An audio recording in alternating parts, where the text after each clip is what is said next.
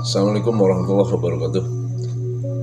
Bertemu lagi bersama Miftah di channel Obat Galau. Apa kabar pemirsa semuanya? Mudah-mudahan semua dalam keadaan baik dan dilancarkan semua urusannya. Dalam kesempatan kali ini saya akan membicarakan tentang hal mewujudkan mimpi. Ini tema ini salah satu request dari sahabat saya yang ada di Kupang. Dia request bagaimana tips-tipsnya meraih mimpi. Mudah-mudahan dalam kesempatan kali ini saya bisa menjabarkannya dan ada manfaatnya untuk para pemirsa semuanya. Jadi untuk meraih mimpi ini, jadi sahabat saya ini sedang kuliah, ingin dibantu di channel saya ini untuk langkah-langkah kedepannya bagaimana meraih mimpi. Untuk meraih mimpi ini ada 8 hal langkah-langkahnya bagaimana mimpi ini bisa diraih. Yang pertama dari 8 hal ini yaitu harus ada target dulu. Ya. Target di sini yaitu mimpinya itu sendiri. Ibarat tujuan itu harus ada titik tujuannya. Karena perjalanan 1 kilometer itu dimulai dari 1 langkah kaki. Ya. Jadi pertama tentukan target. Ada quotes dari Walt Disney, mungkin para pemirsa sudah tidak asing lagi dengan quotes-quotesnya Walt Disney. Ada salah satu quote-nya yaitu if you can dream, it you can do it. Ya. Jika kamu bisa memimpikannya, it you can do it. Insya Allah kamu bisa mengerjakannya. Ini sangat bagus quotes ini. Jadi segala sesuatu yang ada di bumi ini bentuknya teknologi ini sebelumnya dimimpikan dulu. Adanya kendaraan mobil, motor, handphone itu dulunya dimimpikan dulu. Dulu tidak kepikiran bagaimana bisa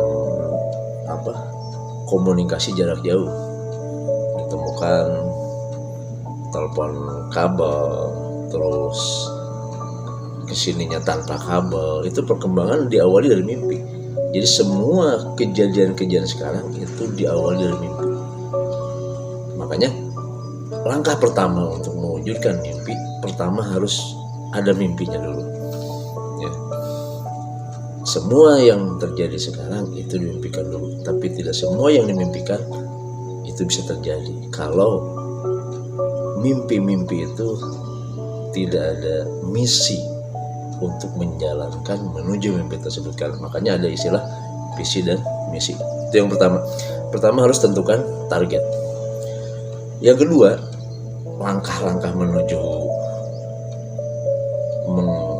merealisasikan mimpi itu, yang kedua yaitu harus menjauhkan distraction bahasa Inggris. Jadi hambatan-hambatan. Jadi hambatan-hambatan menuju target itu ya ibarat kita sedang melangkah dari satu titik ke titik finish, dari start ke finish itu pasti ada hambatan-hambatan. Jadi hambatan-hambatan itu jauhkan. Apalagi kondisi sekarang.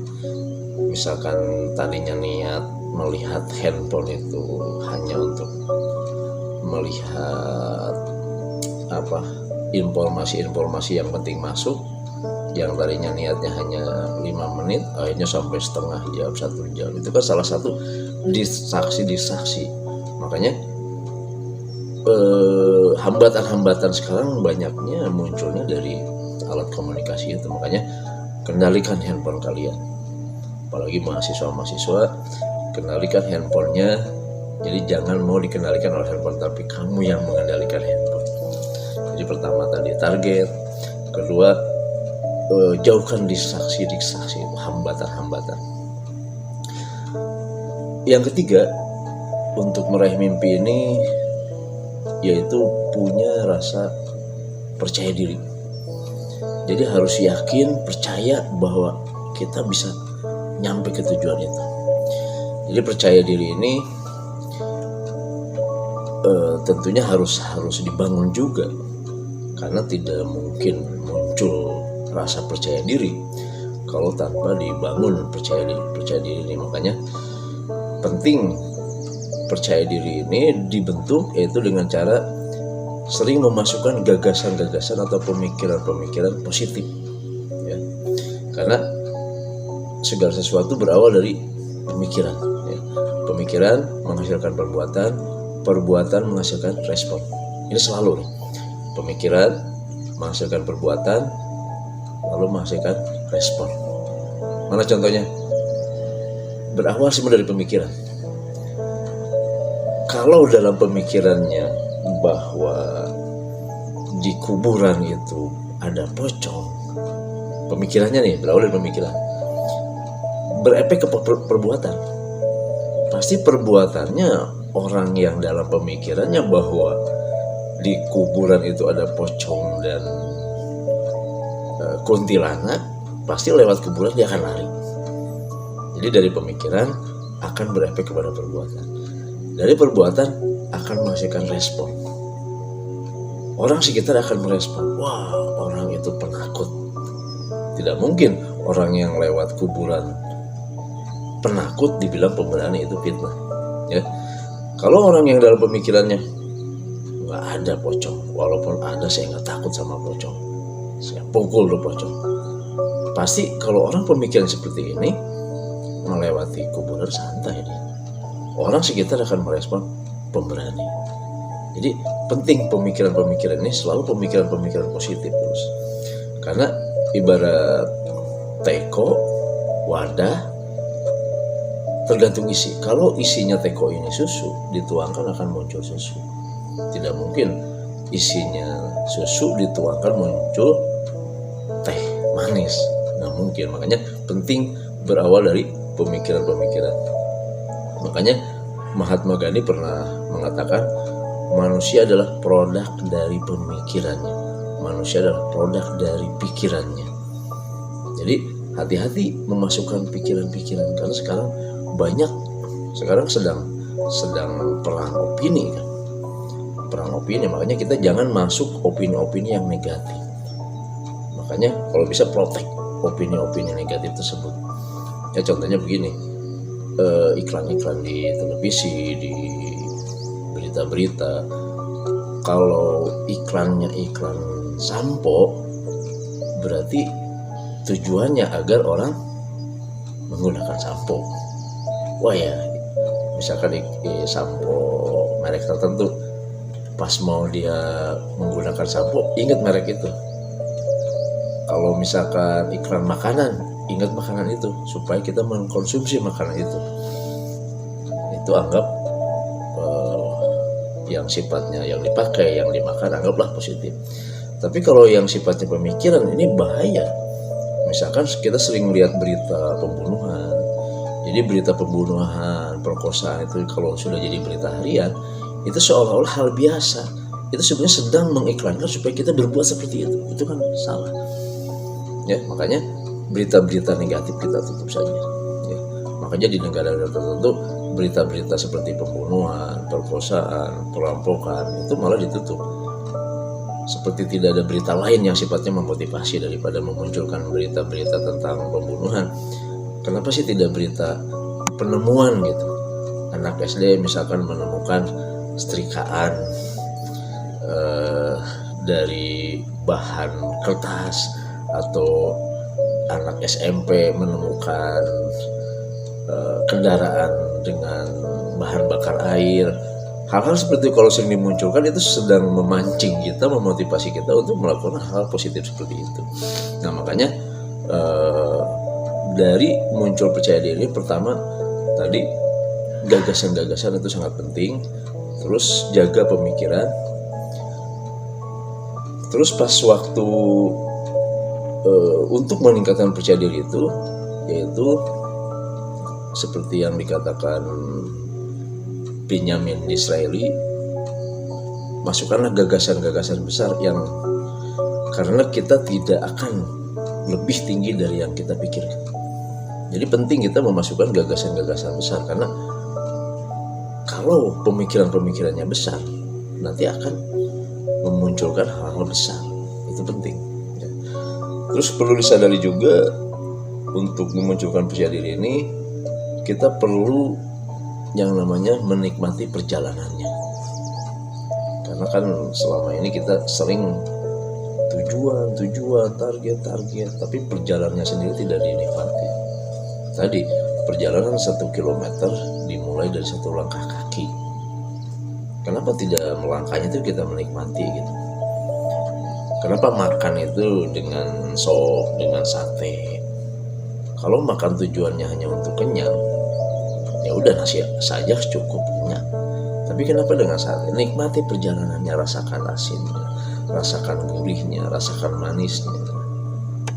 Kalau kita sedang menuju target sesuatu, misalkan biasanya kan kita waktu SD ingin buru-buru lulus, ingin SMP, masuk SMP, setelah SMP ingin buru-buru masuk SMA ingin buru-buru juga. Kenapa tidak dinikmati perjalanannya? Kan perjalanannya sangat panjang, sementara tujuannya sebentar, lulus saja. Nah, makanya untuk memunculkan percaya diri, mencoba menikmati perjalanannya. Terus untuk memunculkan percaya diri ini masih yang ketiga ya. Tadi target, kedua menjauhkan distraksi, yang ketiga punya rasa percaya diri. Ya, untuk memunculkan percaya diri ini diantaranya menyadari mana wilayah manusia, mana wilayah Allah. Ini harus disadari betul. Jadi wilayah manusia, kalau menginginkan sesuatu, otak, tenaga maksimalkan. Tapi ingat, wilayah hasil itu wilayah Allah. Misalkan kita menginginkan sesuatu, ya contoh kalau anak muda menginginkan berjodoh sama si A.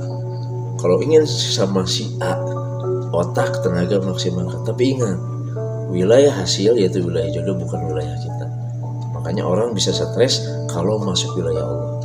Jadi wilayah manusia, kalau menginginkan sesuatu, otak, tenaga maksimalkan. Tapi ingat, wilayah hasil wilayah Allah. Misalkan targetnya finansial sebulan ini harus hasil 10 juta atau 100 juta. Itu kan wilayah manusia, merancang. Tapi ingat, wilayah hasil wilayah Allah. Ternyata yang targetnya 100 juta cuma hasil 1 juta, jangan stres. Karena ingat, wilayah hasil wilayah Allah. Itu kalau bisa memisahkan mana wilayah manusia dan wilayah Allah, insya Allah nggak stres. Ini perlu dijaga nih. Terus yang keempat, harus sering visualisasi dan afirmasi target. Jadi penting nih, ini bahasanya di metafisik ya. Visualisasi ini sering menggambarkan. Kalau misalkan kamu targetnya ingin jago, misalkan bela diri, visualisasikan, bayangkan kamu ada targetnya, misalkan jago bela diri siapa yang targetnya, lalu sering afirmasi. Ya mungkin visualisasi afirmasi ini kalau dibahas diperpanjang akan panjang ya videonya. Bisa permisa semua carilah tentang apa itu visualisasi dan apa itu afirmasi. Berikutnya yang penting juga nih, yang kelimanya, kerjakan yang sudah direncanakan. Jadi ibarat visi, ada misinya. Visi itu targetnya, misinya itu tahapan-tahapan untuk mencapai target itu. Rencana-rencana bagaimana untuk mencapai target tersebut. Ini harus dikerjakan. Karena kalau hanya visualisasi saja, terus afirmasi saja tanpa mengerjakan atau ibaratnya kita mau berjalan ke satu titik, bagaimana mau nyampe ke titik tersebut kalau kita tidak berjalan. Ini penting. Jadi kerjakan yang sudah direncanakan. Yang keenam, ini yang paling penting. Memang semuanya penting sih. Jangan pernah menyerah. Jadi ibarat kita sudah ada di rel itu terus saja terus. Kadang kita keluar dari rel, balik lagi ke rel terus. Jangan pernah menyerah kalau target itu belum tercapai.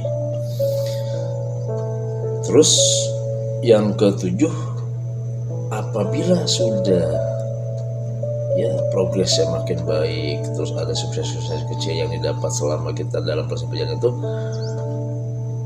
setelah sukses itu syukuri dan rayakan. Ini penting.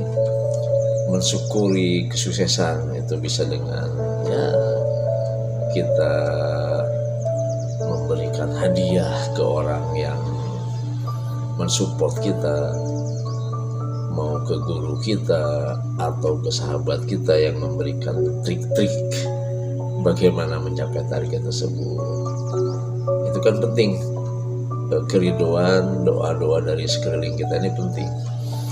Ya, hadiah itu kan tidak perlu mahal, tapi bentuk kalau ke Allah itu bersyukur, kalau ke manusia berterima kasih. Jadi tidak bisa disebut bersyukur kalau orang tidak berterima kasih ke sesama manusia. Yang kedelapan, orientasinya berbagi manfaat dan maslahat atas kesuksesan. Jadi orientasinya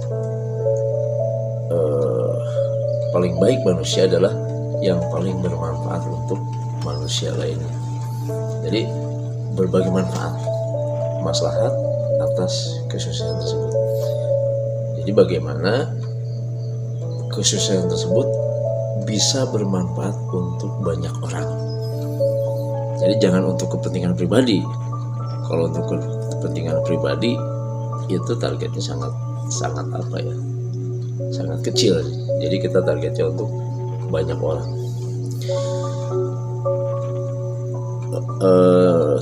Itu saja 8. Mungkin di akhir kata-katanya ada quotes dari Ralph Waldo Emerson. A person is what all she thinks about all day long. Jadi seseorang itu adalah apa yang dia pikirkan tentang dirinya sepanjang waktu. Seseorang itu adalah apa yang dia pikirkan tentang dirinya sepanjang waktu. Makanya penting tadi visualisasi dan afirmasi. Jadi pemikiran itu diulang-ulang, saya ini siapa, itu divisualisasikan. Sekian dari saya. Beranilah bermimpi dan seriuslah wujudkan mimpi itu. Disitulah diri kita terdefinisikan. Itu saja, mudah-mudahan bermanfaat untuk khususnya sahabat saya yang masih di Kupang yang request video ini, yaitu untuk bagaimana trik atau tips mencapai mimpi. Itu saja. Assalamualaikum warahmatullahi wabarakatuh.